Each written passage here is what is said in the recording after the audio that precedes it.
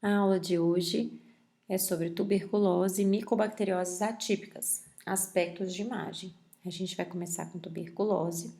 Então, para a gente relembrar, a tuberculose é uma doença infecto-contagiosa crônica, granulomatosa, causada pelo bacilo Mycobacterium tuberculosis, ocasionalmente pelo Mycobacterium bovis, que se caracteriza pelo comprometimento da imunidade mediada por células, tá?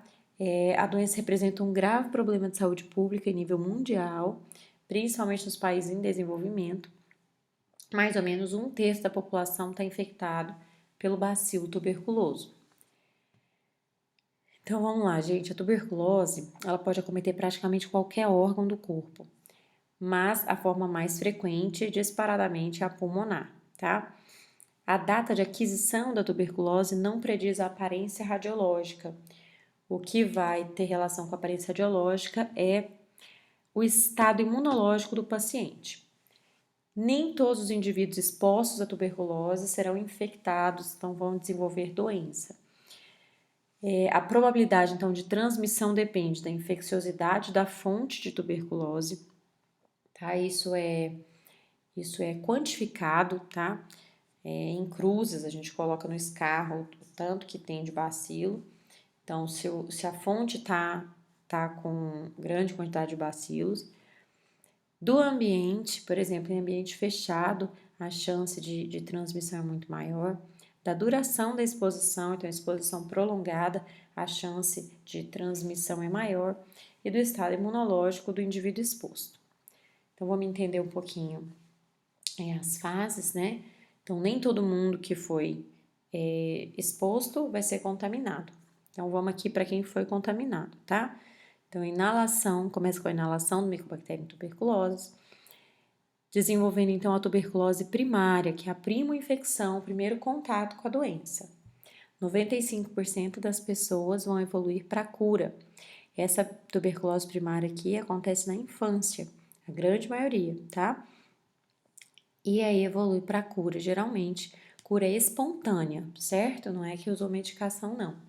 O corpo reage, o corpo consegue conter a infecção. E então, a gente vai ter a tuberculose latente, que é quando eu vou ter o granuloma com necrose lá dentro, né? Necrose caseosa, contendo bacilos viáveis. Esse bacilo pode ficar viável aí por muitos anos e um dia reativar, que é quando a gente tem a tuberculose pós-primária, tuberculose do adulto, né? Que é por reativação ou reinfecção, geralmente reativação, que pode levar a sequelas com prejuízo aí da função pulmonar. O outro caminho aqui seria a criança evoluir com doença, tá? Então, a tuberculose primária evolui com a tuberculose primária progressiva. Então, com evolução, eu vou explicar para vocês como que isso se dá. Geralmente, evolui aqui para esse outro ladinho, né? Quando tem algum fator de risco, tá? Quando a criança tem imunidade baixa por algum motivo, enfim, não é o mais comum. Então, a tuberculose primária é mais comum em crianças menores de 5 anos. O principal achado vai ser linfonodomegalia e lá o mediastinal. A alteração pulmonar mais encontrada é a opacidade parenquimatosa, geralmente consolidação. Pode cursar com várias outras formas, tá? Mas aqui é o mais comum. Então, vamos lá. O foco pulmonar, então, da prima infecção, geralmente é único, periférico, é chamado nódulo de Gom. Então, nas fases iniciais, o bacilo vai se propagar por via linfática para os linfonodos regionais, geralmente, e lá é o mediastinal. E o conjunto representado, então, pelo polo parenquimatoso, quer dizer, o acometimento pulmonar, e o polo linfonodal, quer dizer, o acometimento linfonodal, é denominado, então, de complexo primário ou complexo de Henke, certo? Então, o complexo de Henke é o polo parenquimatoso e linfonodal. Então, os dois tipos de acometimento do mesmo ladinho, tá? É o complexo de Henke. E tem regressão espontânea na maioria dos casos, certo?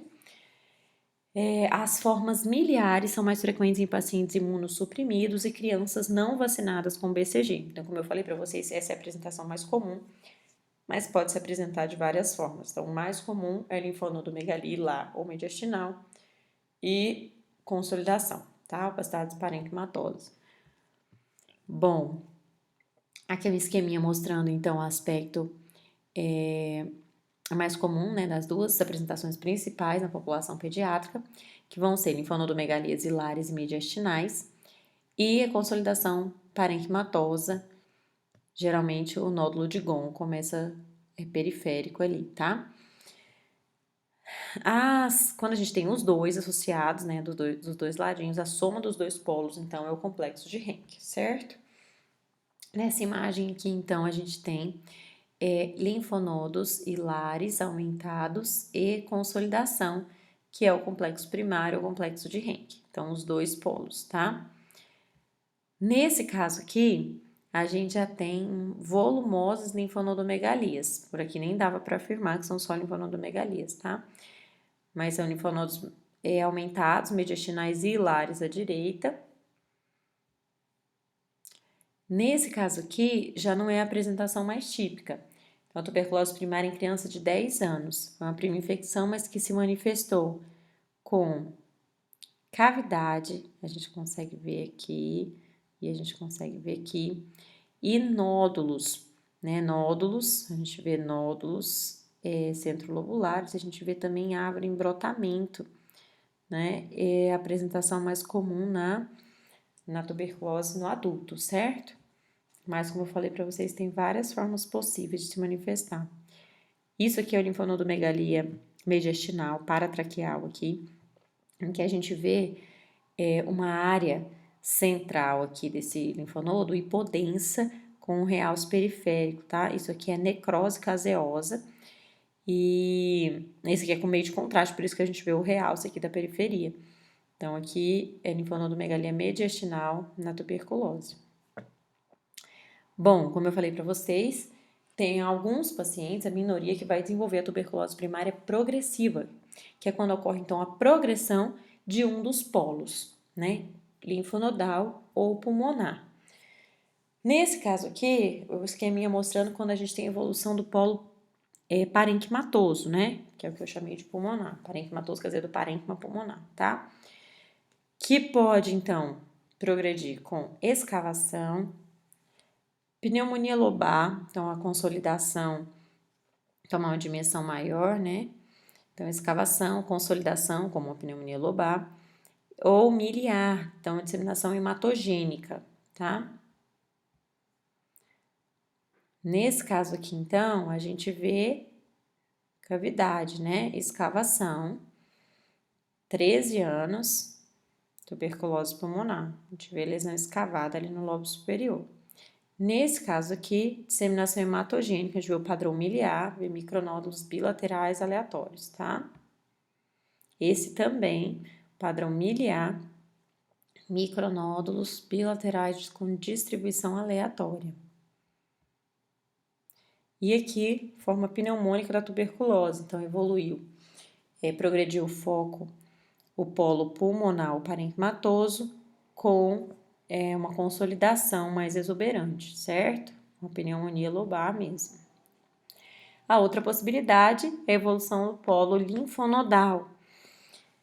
Nesse caso, que a gente teria mais de manifestação, seriam os linfonodos aumentando até comprimir brônquio, tá? Então, linfonodomegalia com compressão brônquica, causando, então, a telectasia. Linfonodos que comprimem a via aérea. É mais difícil de ver. Então, nesse caso aqui, a gente vê linfonodos aumentados hilares aqui à direita, com a telectasia em correspondência aqui com esses linfonodos, né? Que apareceu posteriormente a esse aumento. Então, aqui é a progressão do polo linfonodal com a telectasia restritiva, por compressão extrínseca mesmo. Bom, e quando evolui para a cura, que é o mais comum, né? O que a gente vai ver na imagem? A gente vai ver o complexo primário residual ou o complexo de Henck calcificado. Como que a gente vai ver? Vai ver o linfonodo calcificado e lá o mediastinal, no mesmo ladinho ali do micronódulo calcificado, certo? Então, nessas lesões calcificadas aqui residuais, podem permanecer bacilos vivos viáveis lá dentro, tá? Bacilos viáveis capazes de se multiplicar posteriormente, certo? Aqui é um exemplo, aqui a gente tem um nódulo calcificado e um linfonodo calcificado hilar aqui. Esses dois marcadores metálicos aqui, ele tá só, o técnico de radiologia marcou só o mamilo, tá? Aqui não é calcificação, aqui é calcificação e aqui é calcificação. Então, linfonodo calcificado hilar e nódulo pulmonar calcificado, do mesmo ladinho, chama complexo primário residual ou complexo de Henke calcificado, certo? Aqui é o mesmo achado, mas na tomografia. Então, a gente vê um linfonodo hilar calcificado e nódulo pulmonar calcificado, ambos no pulmão esquerdo. É o complexo primário residual. Então, como eu falei para vocês, quando acontece isso, a gente tem a tuberculose latente, certo? Então, tuberculose latente é quando eu tenho granuloma calcificado com bacilos viáveis lá dentro. Qual a importância disso? É que esses bacilos podem futuramente reativar, né? Então, o que eu queria frisar com esse slide é que quando o paciente vai ser submetido a uma imunossupressão, por exemplo, tratamentos, né, imunossupressores, deve-se fazer uma TC para rastrear a tuberculose latente. Então, a gente trata essa tuberculose latente. A tuberculose latente geralmente não é tratada, tá? Lembra que eu falei para vocês que 1/3 da população mundial tem, e significa que já entrou em contato. Ou seja, gente, a maioria de nós tem, tá? E a gente já entrou em contato. Já entrou em contato por aí e tem a tuberculose latente, tá tudo bem. Não precisa de tratamento. Quando que eu vou tratar a TB latente? Quando eu vou submeter o paciente à imunossupressão, tá? Então, o que eu tô trazendo nesse slide? Que a tomografia pode ser usada como método de rastreamento para detecção de tuberculose latente antes de imunossupressão, para que a gente não tenha uma tuberculose, aí doença num paciente que foi imunossuprimido, tá? Então, eu tô trazendo alguns exemplos aqui para vocês. Esse paciente aqui masculino, 55 anos, estava sendo tratado com imunobiológico, infliximab, que é o inibidor da TNF-alfa, né? Imunobiológico, fez imunossupressão do paciente, obviamente, e ele apresentou esse aspecto de imagem aqui, com clínica, tá? Micronódulos bilaterais de distribuição aleatória, então aspecto de TB miliar sugestivo, foi tratado empiricamente para tuberculose e limpou o pulmão dele aqui. Essa aqui é a imagem da TC pós-tratamento, certo? Essa paciente aqui, feminino, 22 anos, com lúpus recém-diagnosticado, teve dispneia após a pulsoterapia. Então, a pulsoterapia, quando a gente faz um tratamento com altas doses de corticoide. Então, observe que a gente tem nódulos e consolidações, né, esparsas bilaterais, que começou após a pulsoterapia. Nessa paciente foi feito lavado traqueal com bar positivo, né, a pesquisa mesmo do bacilo positivo. Foi feito o tratamento, limpou também o pulmão dela e a gente consegue ver que a paciente já tinha um granuloma calcificado. Então, ela tinha mesmo TB latente, foi submetida ao tratamento imunossupressor e desenvolveu a tuberculose, né? E precisou tratar e resolveu, certo? A gente vai continuar a aula no próximo vídeo.